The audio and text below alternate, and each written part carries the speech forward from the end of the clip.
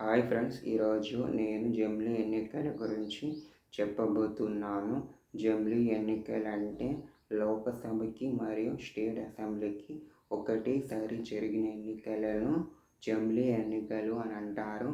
మన భారతదేశంలో 1952 నుండి 1967 సంవత్సరం వరకు జమిలీ ఎన్నికలనే ఉండేటి. అప్పటి ప్రధాని అయిన ఇందిరాగాంధీ తన గవర్నమెంట్ని రద్దు చేసింది కాబట్టి ఇప్పటి నుండి మన భారతదేశంలో జమిలీ ఎన్నికలు జరగడం లేదు.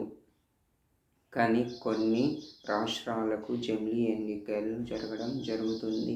ఉదాహరణకు ఆంధ్రప్రదేశ్, ఒడిశా, సిక్కిం మరియు అరుణాచల్ ప్రదేశ్కి జమిలీ ఎన్నికలు జరగడం జరుగుతుంది. దీనివల్ల ఎన్నో ప్రయోజనాలు ఉన్నాయి.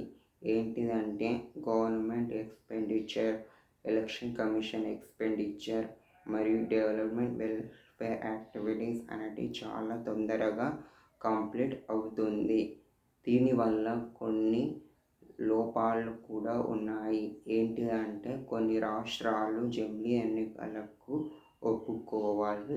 సగం రాష్ట్రాలు జమిలీ ఎన్నికలపై అసెంబ్లీలో తీర్మానం చేసి ఉండాలి. కావున ఇది మన భారతదేశంలో జమిలీ ఎన్నికలు జరగడం చాలా కష్టంగానే ఉంది. Thank you for watching. Like చేయండి, షేర్ చేయండి, మరి సబ్స్క్రైబ్ చేసుకోండి ఛానల్ని. నెక్స్ట్ పార్ట్ కూడా మనం జమిలీ ఎన్నికల గురించి తెలుసుకుందాం.